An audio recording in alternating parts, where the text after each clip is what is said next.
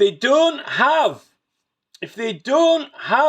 all the records from the House of Commons, that means we have lost all of the petitions to the House of Commons from the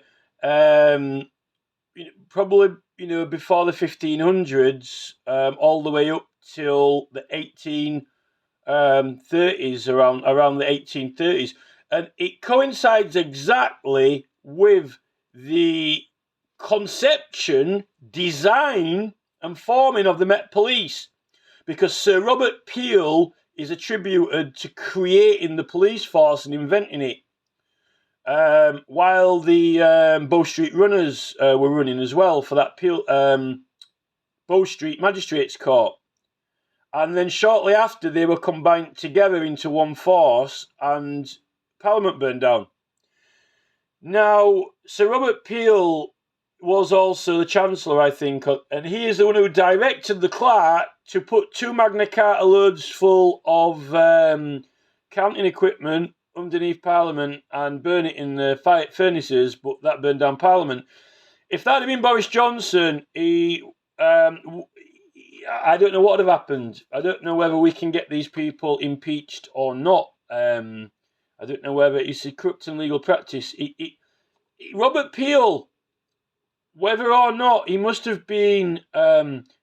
he's got to be connected to William, the King. It's got to have been. They burned Parliament down. That doesn't happen by accident. He gave the directions to do it, So... And I think they used privilege to get out of liability. And it was blamed on an accident, which is how these incidents are usually blamed on accidents. Now, those records and archives had all of the records of, from Oliver Cromwell, legendary Liberal Whig cases against the Crown, all the petitions covering all the rights, and the probably... I wouldn't have been surprised if all those Painted Chamber petitions probably got burned as well, with Brooke, Sainseal, Warwick, Bedford, and Essex on that committee. We're investigating some of the judges. So, effectively, all of the history of England, of the kind of Cromwellian, the opposition to the Crown, all of the legendary casework, stories, and history that set a precedent of opposition to the Crown was burned, right? And on that basis is where I place another petition about our ancient site being attacked and spoiled and built on, which came in exactly the same time as the Queen was getting coronated at the same time, almost like Coronation Street, I don't think that they like opposition symbols, motifs, signs, or even history. And I think that this law here further serves to cloud, to confuse and mislead about the law and rights. It's a miracle we've still got the 1688 bill and that they haven't revoked that or removed the right to petition from that. That is a miracle. Now, so the question is, right, firstly, if this, well, it said quarter sessions, right? But also the first section concerns those cases where there were over 20 people and they were holding proceedings. But they will have been a civil proceeding, not a criminal proceeding, because they were getting something checked and authorised, right?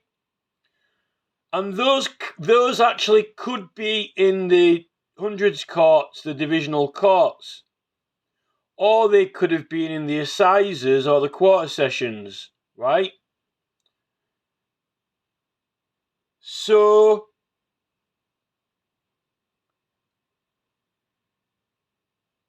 otherwise, if there was under 20 people, I think it could go straight to the committee, whoever was dealing with it. I think one of the committees was called the Committee for Motions of Grievances and Petitions, right? And these committees were going through all the way through. Now, the interesting thing is that before 1986, right, they were enacting law around this time, 1967, of very similar area of law, like the election petition rules 1960, but they are based around earlier 1800s law of the Corrupt and Illegal Practices Prevention Act, which describes very special peculiar proceedings where you have to check and evaluate elections by a special petition, and there are special points raised on excuses, and there has to be a prosecutor present, and there's an indemnity and the agency through which you're acting as well, right? So, I mean, the people have got to have been using that Tumultious Act, unless nobody knew about it, but it was still in force, at least in modern legal archives. Modern legal archives, like the 1920s, 30s, 40s, 50s, 60s, and 1970s. Someone has got to have done a petition that got more than 20 signatures, and they've got to have had some. If you were alive when the Beatles were making music in the 60s, and even though they had magazines, they had pamphlets, we didn't have the internet, we didn't have mobile phones, we didn't have like handheld video cameras other than kind of like those cine camera things, which you had to get developed. But there must have been either in courts or somewhere in the council or somewhere between the local assizes, courts, councils, officers' rooms, some pamphlet, leaflet, directions, advice sheet, or procedure printed that explained to people how to apply or submit to court for a petition, because you had over 20 people signing it, right? There's got to have been. Unless that part of the act was repealed. But if Section 1 was repealed, why are they making changes to it here? Right?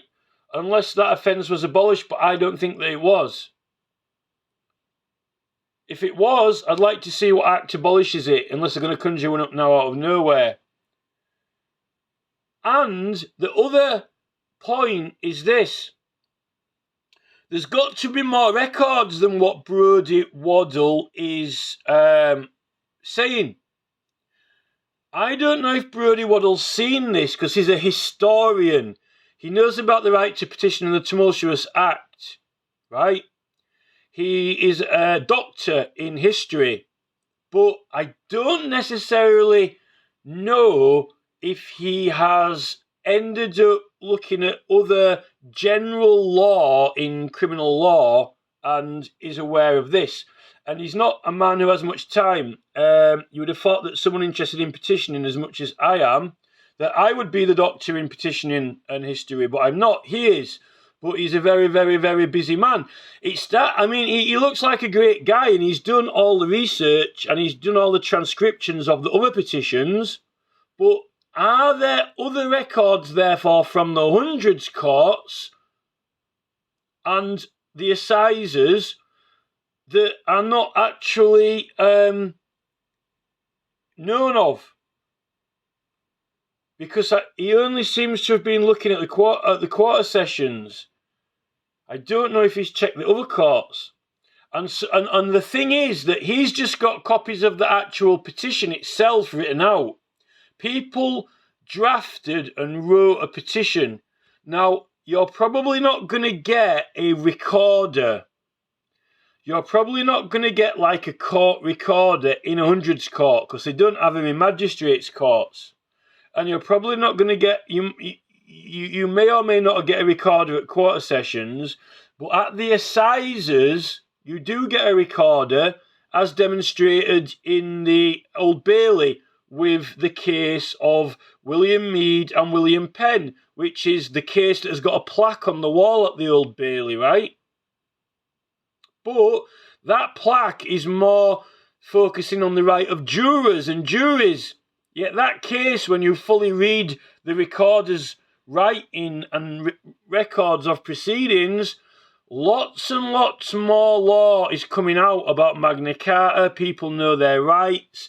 We know juries are protected anyway, and other liberties and privilege that is being acknowledged, but the court are very corrupt, if not intimidating, and possible. They were found to have been the action they took against the jury was illegal. Now, that case was an incident or event that happened in the street, kind of spontaneously, but that William Penn and William Mead case could have actually, if they'd have gone to a court in the first place and they wouldn't have been answering a charge or a prosecution, they could have got their political action approved and validated to go ahead with more people, right? But the jury found them not guilty anyway. So we've got the actual petitions. We've actually got a lot of the petitions, but of the ones where over 20 people were signed, there's got to be some court records of the proceedings, and like we say, there won't be any in the hundreds courts, because, and anyone who can give you any accounts of magistrates courts now, all magistrates courts I've been in procedures with, 90% of them, or 95% of them, or even 99% of them, have been equally as corrupt and undermining as the accounts of the Old Bailey case in 1670. Things haven't improved.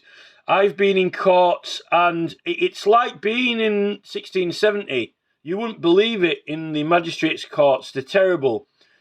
But there's got to be some records of the assizes if people went to those and had their petitions looked at, unless they didn't have a recorder in those proceedings. Because in those proceedings, it will have evidence of what the proceedings were and what matters were raised, and if there was a prosecutor present, and what rights were invoked. It will shed light on what the proper legal process is meant to be. Although there is no legal process now, apparently, because they repealed the whole act, but they're not referring to it. There's got to be something. Now, one thing about this is that this could have appeared in any act of law under, it could have they could have put this in the Magistrates Court Act, or it could have been in the Criminal Procedure Rules, right? But it's in the Criminal Law Act 1967, and that act is the act which has Section 4. And the section for assisting offenders, the section's called assisting offenders. And that section ends up being the section that I rely on, that the judge agreed that I was investigating crime. So he agreed that I was. So he agreed that I was, at that point, I was entitled, I was protected. I actually was protected at that time because he agreed that I was. So, and the thing with the petition is, it can be an investigation or bring in complaint against grievances or government wrongdoings, which is pursuing crime or corrupt and illegal practices. Many petitions really it usually comes down to corrupt and legal practices or dissatisfaction with how things have been doing and a need for change, right? So, and the problem, the Crown Prosecution Service, the only place where they could have got assisting offenders from is the Act. It's the only place they could have got it from. 967 assisting offenders. They call it assisting offenders on their pages, right? That's what they call it. So that's the problem. Now, I believe that from the words and statements of William Penn and William Mead in their recorded proceedings in the Old Bailey, there was already, before the 1688 Bill of Rights, immunity and protection for petitioning, for bringing a case, and the jury protected as well. And the courts and judge don't believe they were entitled to such protection or immunity, because the Tumultious Petitioning Act really forfeit that protection and immunity by creating offences whereby you had to go through a certain process if you were collecting more consent to the petition or if you were presenting it. And I believe that actually the consent to the petition amounts to the equivalent of a jury, and it is over 12 people. And I actually also now believe that the presence of the grand jury or 3 justices is also transferring the matter officially to Parliament or the Commons or the Lords for a national matter from your local area, right?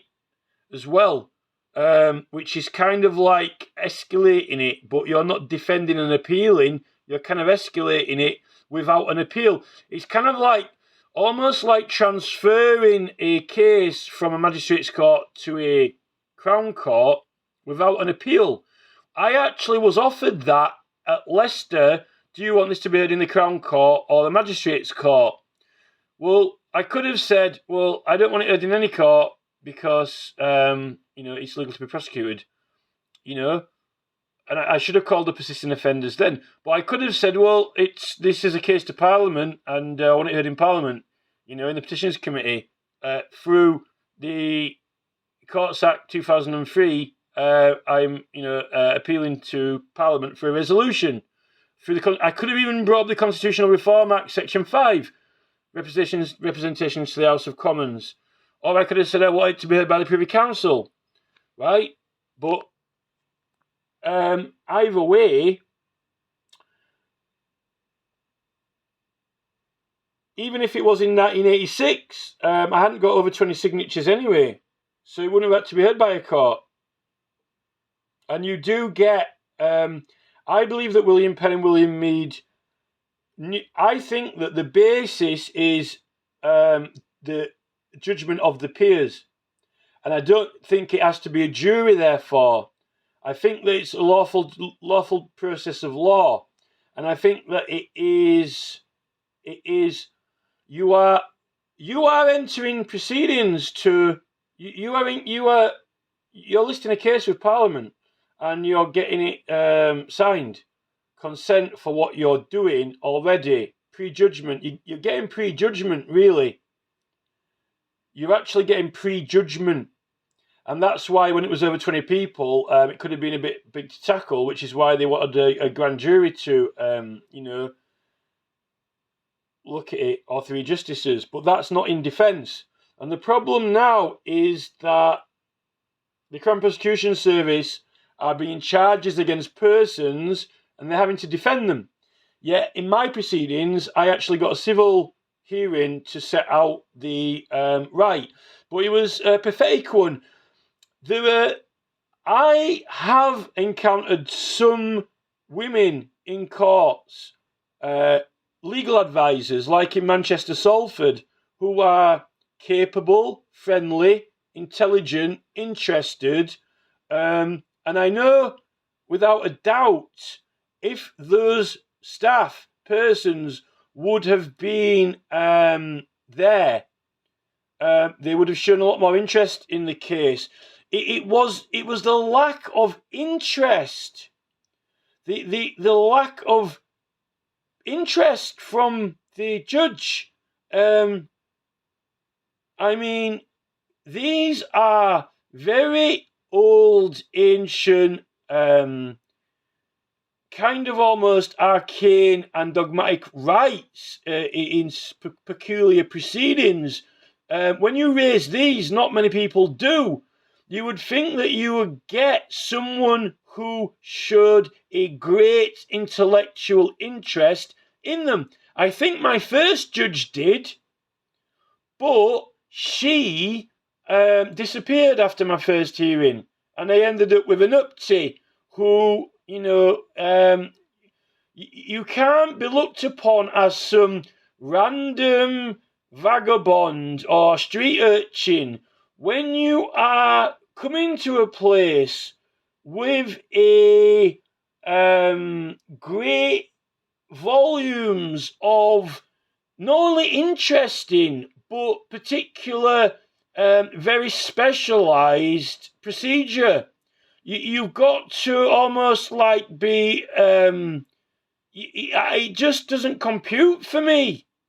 Now, if it was because, of my accent, what is the Speaker doing in Parliament at the moment? Over there. If the Speaker would have turned up in Parliament at court in Leicester, would the judge had paid attention to the Speaker?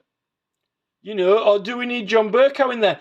I'm going to send this to Bercow, to be honest, because I want Bercow, right, to read all the wording of William Penn and William Mead, and I want Bercow to tell me why is it saying to change the words at the court to quarter sessions when they were already quarter sessions to start with, and why is it repealing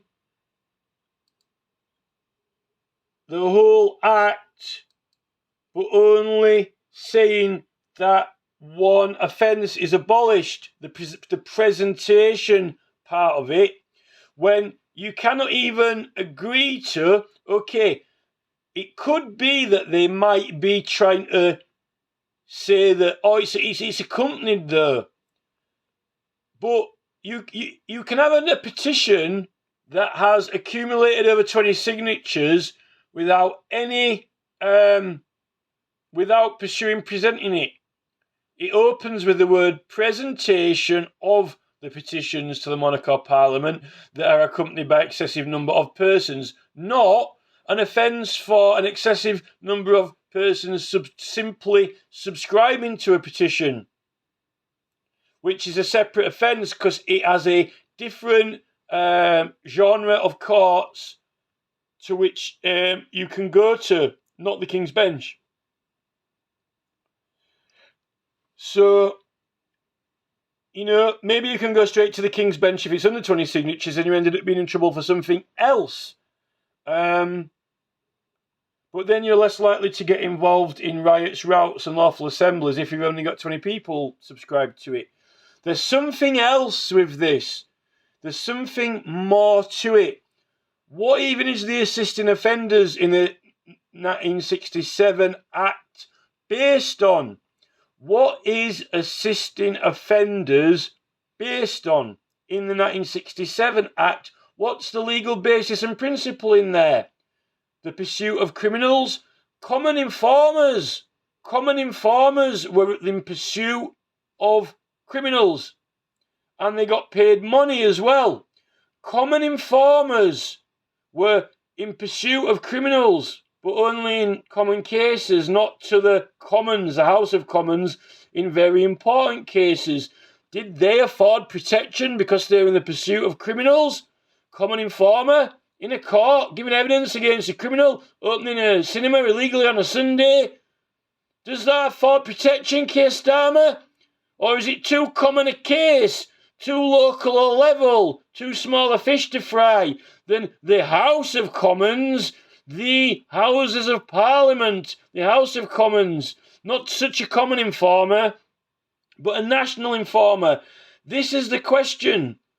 So, you know, and in the William Mead and William Penn case, why does even the recorder admit that there are protections for the jury? Simply that they don't deserve them.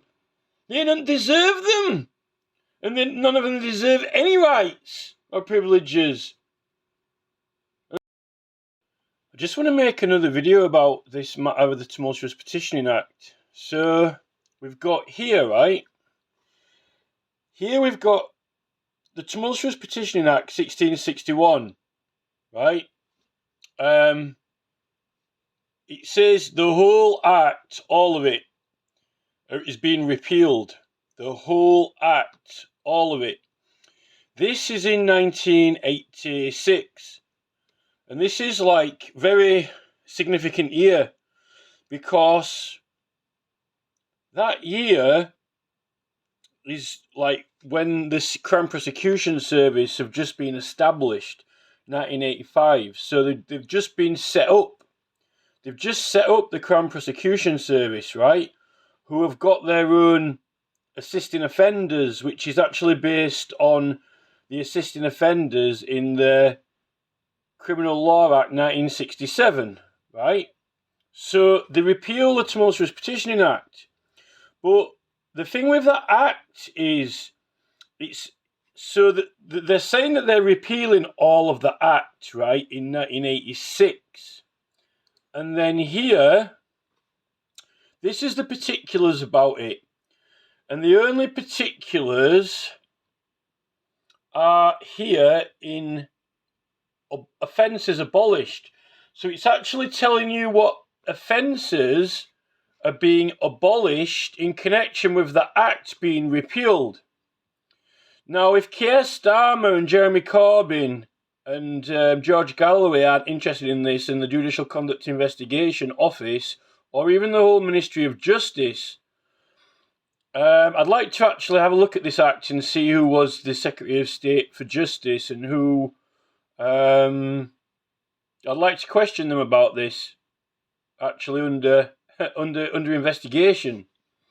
So it says that in 9 offences abolished under 2A, it says Section 1 of the Tumultuous Petitioning Act. Well, the first section is actually the section about drafting and creating a petition. It's actually the end of the act, which is about presenting it.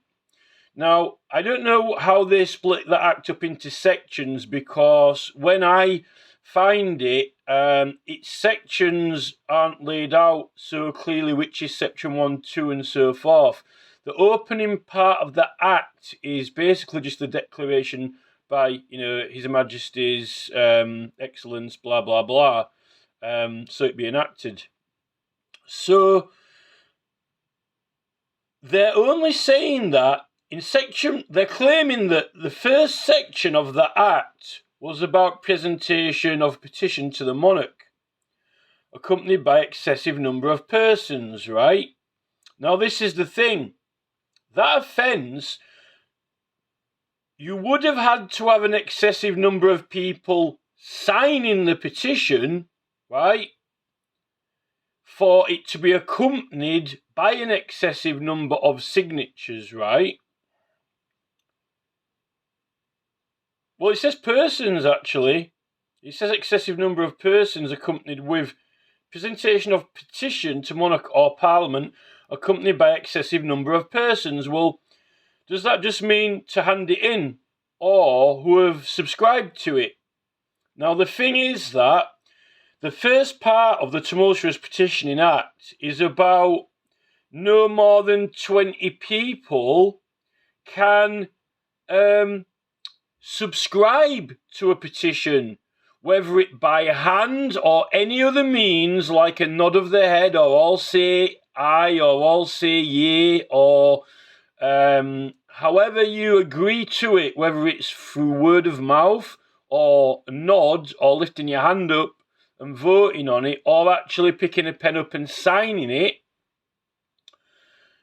But you have to agree to it, and it's only an offence if more than 20 people agree to it, although that you can't, right? If more than 20 people are, you have to get permission from a court, from a larger part of a grand jury, or 3 justices. It can be the hundreds courts. I thought it wasn't, but this act here presenting it, you can't be prosecuted by the hundreds courts, a division of the county, for that offence. I was right. I'm right about that part of it, right? It was at the hundreds courts, or the assizes, or the quarter sessions, right? Which is a division of the county, and it could be 3 justices or a larger part of a grand jury. So you're not allowed to get more than 20 signatures. That would be an offence. If you're doing a petition and you collect more than so many people, but that's not presenting it to the monarch. So, presentation of petition to the monarch or parliament, accompanied by excessive number of persons. Well, if you draw up the petition and collect the evidence and you get more than 20 people to sign it, but you're not handing it in, you're just going about actually investigating it or promoting it to more people. You're not handing it in, or it's got an excessive number of people, but so you've got a petition that's got excessive number of people on it, but that's a separate offence. It says that it says no person or person shall put their hand to or subscribe to or agree to a petition in any way, shape or form of over more than 20 persons without it going to through a court, right? That's illegal. But that's another offence to this, because this clearly states, even you might say, well, they've all there's excessive number of persons accompanying the petition. Yeah, but they're not. That's got nothing to do with. It says the first word is presentation of it. The presentation of petition to monarch or parliament, which is the presentation must be accompanied by excessive number of persons. That's the other offence. And that offence wasn't tried at the county division courts, the hundreds courts. That one was assizes or quarter sessions or King's Bench, right? So there are different offences in that act. So it's not abolishing getting more than 20 people subscribed without it going to a court, right? Not in wording in law. They're not acknowledging that offence, because you got an assessment. If you were getting an excessive number of people to the petition, right, over 20, you actually got an evaluation, and it had to be ordered. You got a legal order to proceed with going about what you're doing. That would have been perfect for Just Stop Oil and Extinction Rebellion, because they could have got all their actions approved to proceed, right, and evaluated without having to defend the charge or argue an excuse or whatever. Just getting everything that they're doing out on the table, which is what they want to do about their cause. But the courts don't change the law and make the law. It's Parliament who only Parliament, matters cognisable only by Parliament, is what Extinction Rebellion are really wanting to do. And also they're taking actions against a lot of the companies they're doing remonstrations to these companies who are on behalf of the matters of state or grievance, but they're all Companies House companies, and they're all licensed by Companies House, and so effectively those companies can only operate under license of Companies House. Like, you can only drive with a driving license, right? So really, when they're taking actions to those companies, really those companies are all licensed and governed by Companies House. So really, I see it as, they're wanting to get the law changed for all companies, how companies operate, really. So this is there's something about this, and I think that they're wanting to not acknowledge the actual first part of the act and the fact that there was a legal procedure and process, and that means there must be records of proceedings, not only in the quarter sessions though. Now there's something very strange going on. So it repeals, this is the same act we just looked at, and it says in Schedule 3 repeals, it says 1661, the Tumultious Petitioning Act, whole act. So they're actually repealing the entire act. So what replaces, they're actually ending, therefore, the existence of normal courts looking at petition cases and evaluating them, but not in defence against a criminal charge. Actually a civil hearing. So that means you can have one, right? But would the prosecutor be required to attend? And would it be something like an election petition is challenging a petition, right? Maybe the court would call the prosecutor.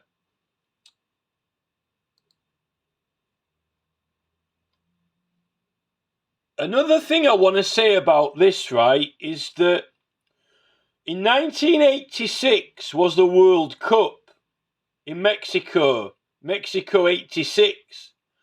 And I remember that time very, very, very well. We used to go to a shop and you could trade the stickers, funnily enough, for the Mexico 86 album. Like Peter Shilton, Gary Lineker and so forth. I remember it. That's probably one of the most prominent memories from being a kid, right? I remember going to this shop, and funnily enough, it was actually called Lister's. It was actually called Lister's, the shop, which is funny because a petition's a list of people, right? And I like stickers, funnily enough, but I don't think because of that Mexico 86 album, there were different types of stickers back then, but there were stickers, nonetheless, football stickers, and you used to trade them. You used to go into the shop and you used to take in the ones that you'd already got twice and swap them in for ones that you didn't have in a box that people used to just use as a swap box. I think it was free to use a swap box. Those were the days, really, I'm telling you. Now, the thing with Mexico 86 is, in that tournament, something very mysterious happens. Diego Maradona, who played for Argentina, who's like a world-recognised football, celebrity, there was an incident in that game for the World Cup that everyone knows when he touched the ball with his hand, but the referee didn't call him off. Like a handball, right? This is one of the mysteries that happen, one of these strange events. You don't know whether it's somehow or over how set up or whatever, but if the removal of this Tumultuous Petitioning Act is actually in law, in the history of England, in the history of the country, from the Bill of Rights and from the Petition of Right and Magna Carta, that Tumultuous Petitioning Act is actually so important and relevant and significant that it would be a big thing if you'd have actually known that it was happening, but not if you're just a little kid, watching the World Cup or other people watching the World Cup, drinking alcohol.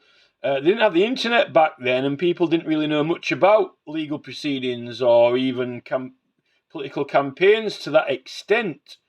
And in that act, it says no one shall put their hand to any petition, if over 20 people. So it's the same year, 86, when the World Cup's going on, and the Diego Maradona. I don't know if they decided to do this after that incident or whether it was before. But if it was, I think it could have even influenced or affected it either way.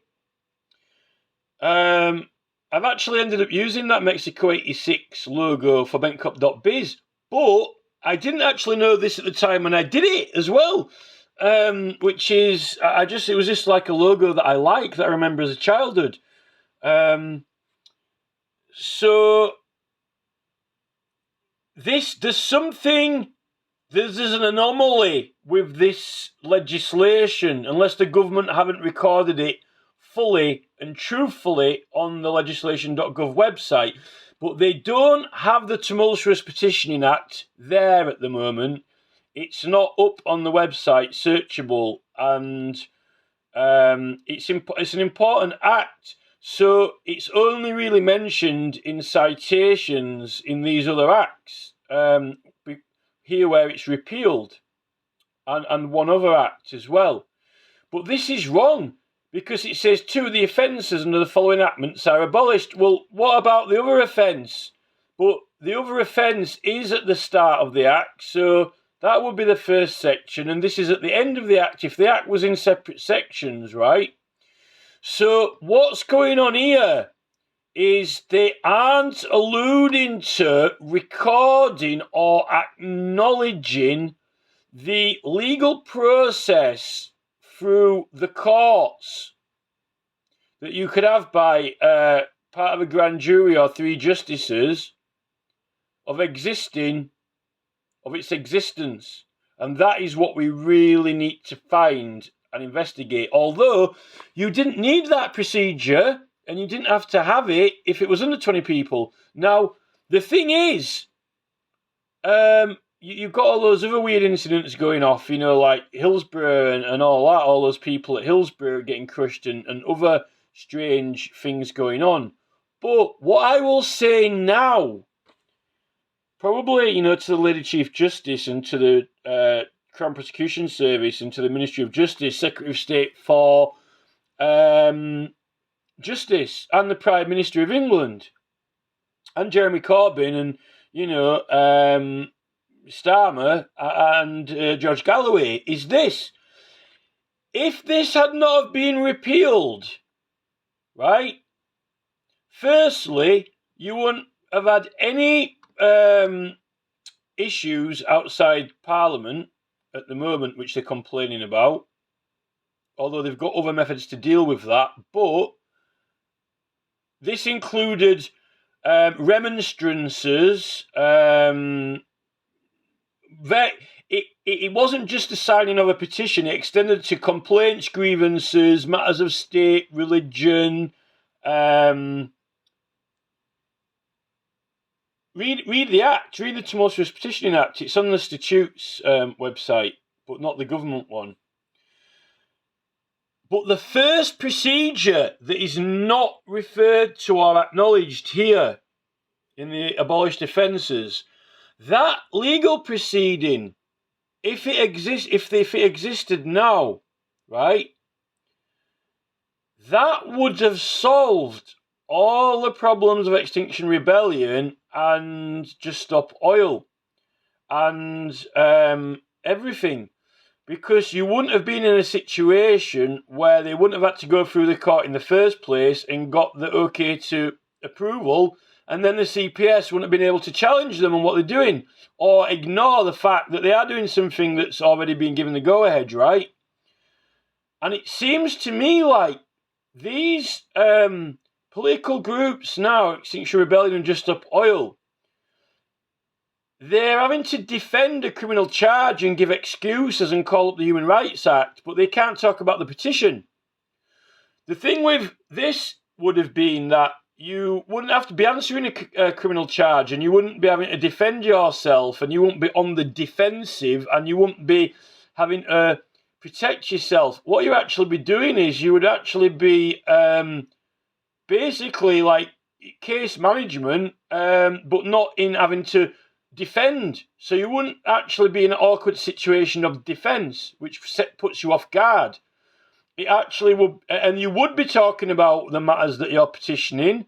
You would be setting them all out. but the government wouldn't be, the courts can't make a decision on those matters because that's for Parliament to decide. They would just be getting to know, what's going on with it and who's going to be signing to it and case management and record. Although now Parliament, they've got a record anyway on their website. But if it was under 20 people, you didn't have to do that anyway.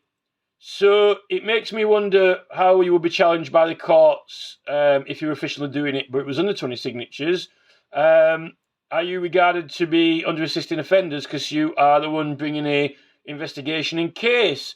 So are you already under assisting offenders yourself by your own means and own right by doing the petition? That's the question to Starmer, right?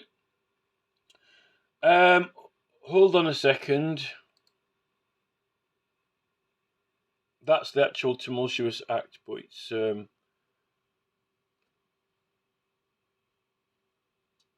it's like that's just like a screen scroll shot. So the whole act was repealed, but they're not alluding to any references to the first part of that act, even though they claim Section 1. And there's definitely two separate offences in there. And the reason there's two separate offences and it's not one is that one of the offences isn't prosecuted at the King's Bench. It's actually, it can be at the Hundreds Courts at the Divisional County. So here, now this is from the actual Criminal Law Act 1967. So this is before 1986, right? And the Tumultuous Petitioning Act is still in use at this point. Unless they've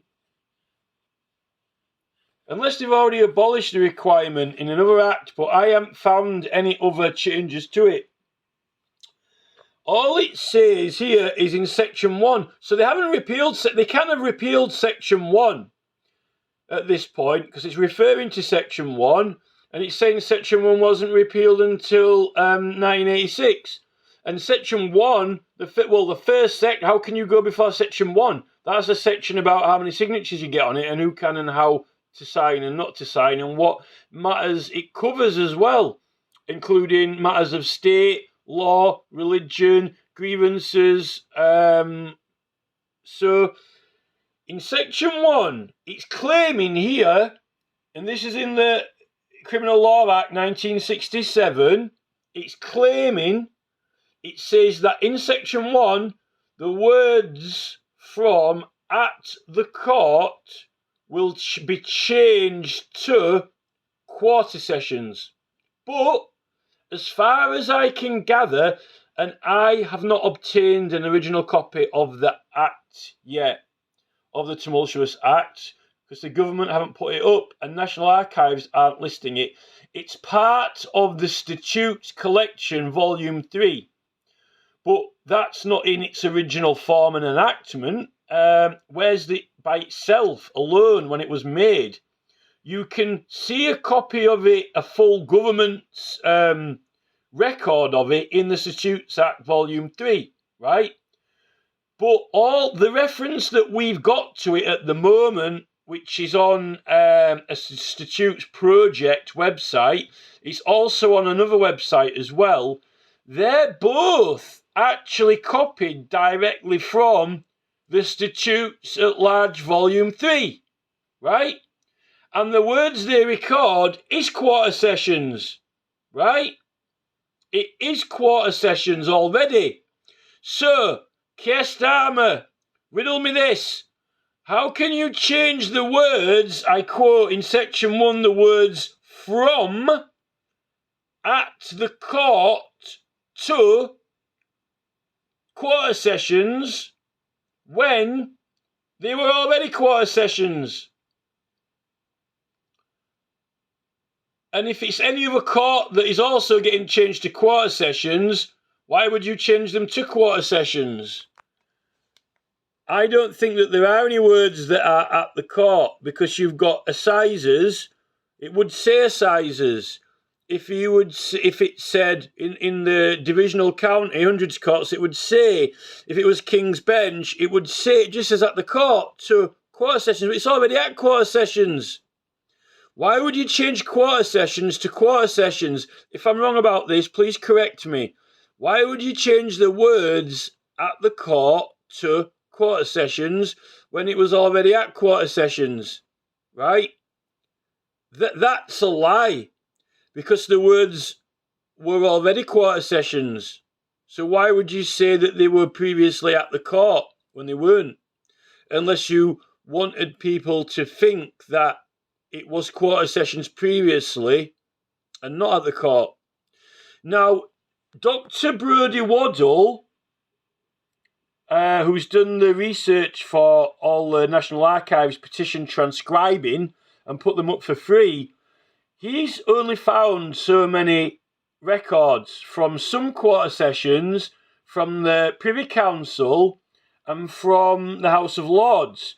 They don't have the House of Commons petition records because they all burned down in the Great Fire in the 1830s.